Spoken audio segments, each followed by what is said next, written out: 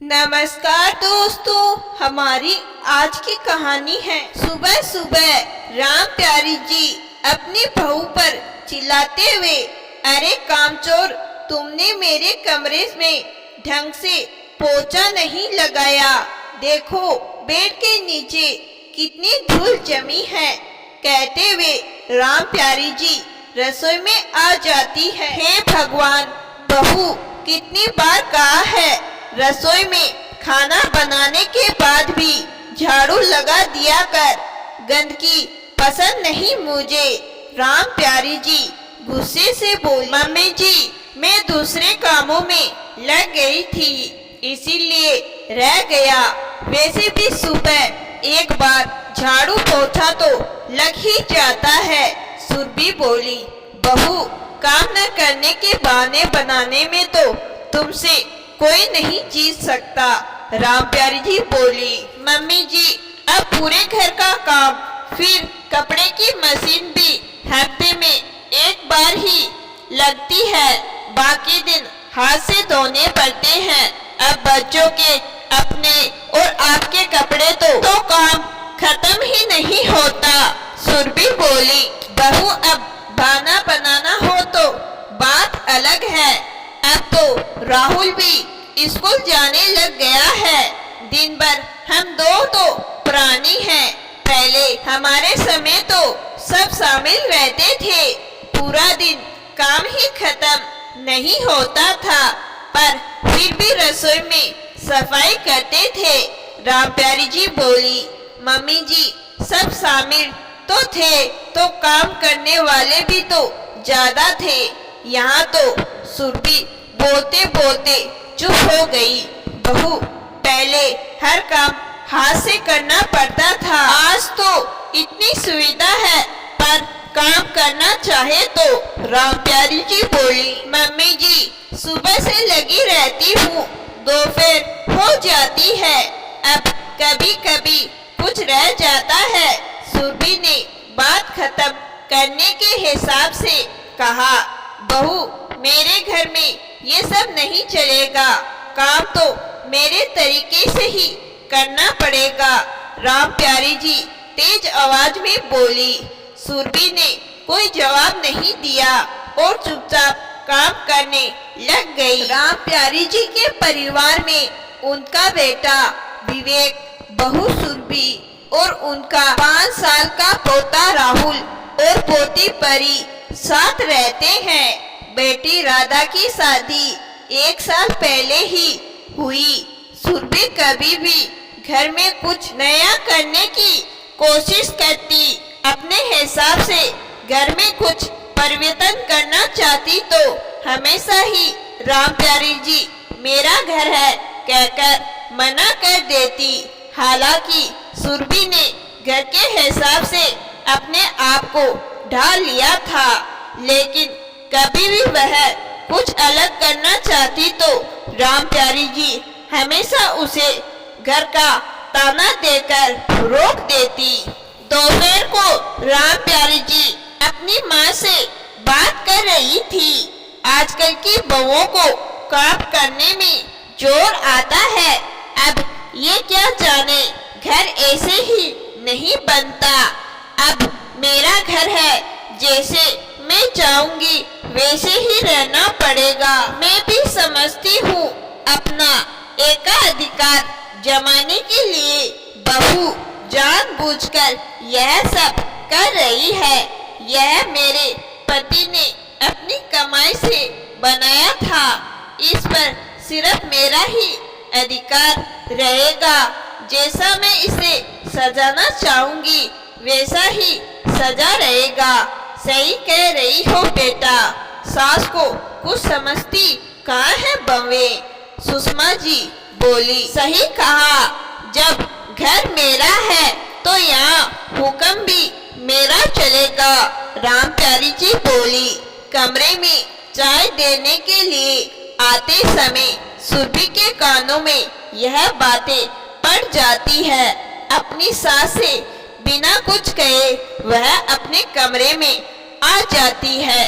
शाम को सुरभि अपने कमरे से बाहर नहीं निकलती। बहू क्या शाम का खाना नहीं बनेगा। विवेक भी घर आने वाला है। राम प्यारी जी कमरे में आकर बोली, नहीं, अब मुझसे आपके घर में कोई काम नहीं होगा। सुरभि बोली, क्या मतलब है तुम्हारा? राम प्यारी जी का स्वर कुछ ऊंचा हो गया। यही कि अब मैं काम अपने ही घर में ही करूंगी। सुरभि बोली, लगता है तुम्हारा दिमाग खराब हो गया है। विवेक को आने दो, फिर बात करती हूँ, कहकर राम प्यारी जी बाहर आकर विवेक का इंतजार करने लगी। 9 बजे के आसपास विवेक घर आता है। बेटा देख, तेरी बहू क्या नई बातें कर रही है। राम प्यारी जी ने आते ही कहना शुरू कर दिया। क्या हुआ माँ? विवेक ने कहा, बहू कह रही है वह नए घर में जाएगी, यहाँ नहीं रहेगी। कहते उसे यह फालतू की बातें अपने दिमाग से निकाल दे। राम प्यारी जी बोली, माँ इसमें फालतू की बात क्या है? अगर उसे अपने लिए एक नया घर लेने की इच्छा है तो यह उसका अधिकार है। आपने भी तो अपने पुश्तैनी मकान की जगह यह घर खरीदा था। आज सुरभि भी यही चाहती है तो उसमें बुराई क्या है? विवेक बोला, अच्छा बेटा, बीबी ने पूरी पट्टी पढ़ाकर भेजा है। मुझे नहीं मालूम था कि तुम अब अपनी माँ की नहीं अपनी बीबी की सुनने लग गए हो। अब यही दिन देखना बचा था कि मेरा बेटा मुझे छोड़कर जाएगा। राम प्यारी जी बोली, माँ आप ही बताइए, हर औरत चाहती है कि वह अपने घर को अपने हिसाब से चलाए, अपने हिसाब से सजाए, जैसे आपने भी किया था। आज भी इस घर में हर चीज आपके हिसाब से ही होती है। सुरभि अपनी इच्छा अनुसार थोड़ा सा सजावट में परिवर्तन करती है। आप उसे ताना मारना शुरू कर देती है, इसमें बुराई क्या है? सुरभि भी घर को अपने हिसाब से चलाना चाहती है और यह तो उसी के घर में संभव है। विवेक बोला, बहू पड़ गई तेरे कलेजे में ठंडक, मुझे अकेला करके अब इस घर में अकेली रहूं, या तुम यह चाहती हो कल को मैं तुम्हारे घर में जाऊं तो तुम मुझे कोने में डाल दो। राम प्यारी जी गुस्से में बोली, नहीं माँ जी, मैं ऐसा कुछ नहीं चाहती। मैं सिर्फ अपना घर चाहती हूँ जहाँ पर मैं सुकून की सांस ले सकूं, जहाँ पर मेरे लिए भी कुछ सोचा जाता है, जहाँ सिर्फ मेरे लिए ताने नहीं बल्कि इज्जत भी हो। और अगर इस सब चीजों के लिए मेरे घर का होना जरूरी है तो फिर मुझे तो नया घर चाहिए। इस घर में कितना भी कुछ कर लूं, लेकिन फिर भी यह घर मेरा नहीं। सुरभि बोली, ठीक है सुरभि, मैंने एजेंट से बात कर ली है, कल तुम्हें घर दिखा देगा। तुम जल्दी अपने पसंद के घर में रहोगी, वहाँ से बच्चों का स्कूल भी पास है और मेरा ऑफिस भी। विवेक बोला, अरे तुम और तुमने सब कुछ तय भी कर लिया।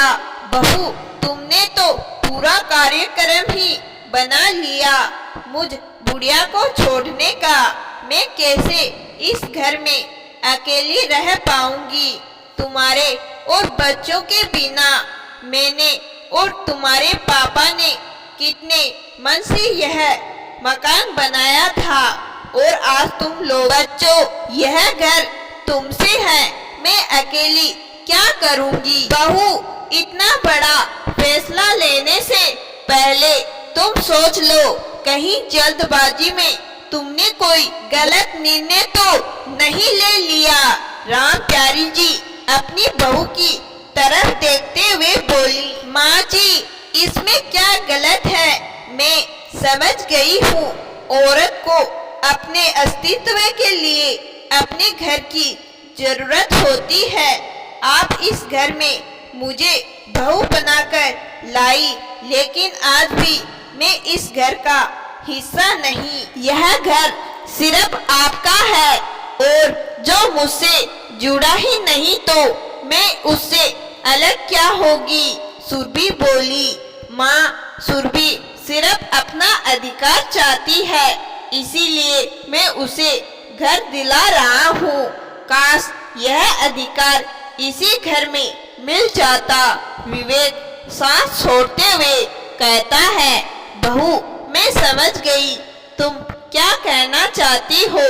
मैं गलत थी। मैंने जब इस घर की सब जिम्मेदारी तुम्हें दे दी, लेकिन घर तुम्हें सौंपना भूल गई। यह घर मेरा है, लेकिन आज इसकी सब जिम्मेदारी सिर्फ तुम्हारी है। मैं सिर्फ इस घर पर हक जताती रही, लेकिन इससे जुड़ी हर जिम्मेदारियों से दूर हो गई। खास समय रहते मैं यह भी समझ जाती कि अब यह घर तुम्हारा है, क्योंकि तुम इस घर की बहू हो। बहू अपना फैसला बदल दो। मुझे मेरी गलती समझ में आ गई है। यह घर मेरा नहीं अब से तुम्हारा है, क्योंकि इस उम्र में मुझे घर से ज्यादा तुम्हारी जरूरत है। राम प्यारी जी बोली, यह हुई ना बात। मुझे पता था मेरी माँ हमसे बहुत प्यार करती है, इसीलिए मुझे यह सब नाटक करना पड़ा। विवेक हंसते हुए कहता है, हाँ मम्मी जी, आज दोपहर में जब आप नानी जी से बात कर रहे थे तो वह सब बातें मैंने सुनी और अपनी माँ से कही तो उन्होंने नसीहत दी कि बेटा बड़े लोग थोड़े स्वभाव से जिद्दी होते हैं, लेकिन वह अपने बच्चों को बहुत प्यार करते हैं और उनके बिना रहना उनके लिए संभव नहीं। इसीलिए उन्हें समझाने की कोशिश करो, ना कि कोई गलत कदम उठाना।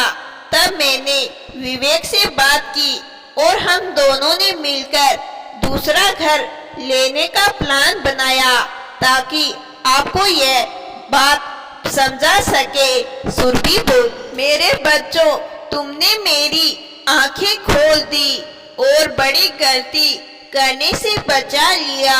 यह घर बहू का है, मुझे मेरे बच्चे चाहिए और कुछ नहीं। राम प्यारी जी दोनों को गले लगाते हुए बोली, चलो इसी बात पर मिठाई हो जाए। सुरभि जाओ बैग से मिठाई का डिब्बा ले आओ, विवेक बोला। दोस्तों, शादी के बाद हर बहू अपने तन मन धन से अपने ससुराल को ही अपना घर समझती है, लेकिन हर बात पर उसे एहसास दिलाया जाता है कि यह घर उसका नहीं। यह बात हर किसी बहू को सुननी पड़ती है। जिस घर की सभी जिम्मेदारियां बहू हंसते हुए उठाती है, उसी पर उसका हक नहीं होता। इसीलिए उसे दूसरा घर लेने के लिए सोचना पड़ता है। तो दोस्तों, आज की कहानी आपको जरूर पसंद आई होगी। कहानी पसंद आई है तो कहानी को लाइक और चैनल को सब्सक्राइब जरूर करिएगा। धन्यवाद।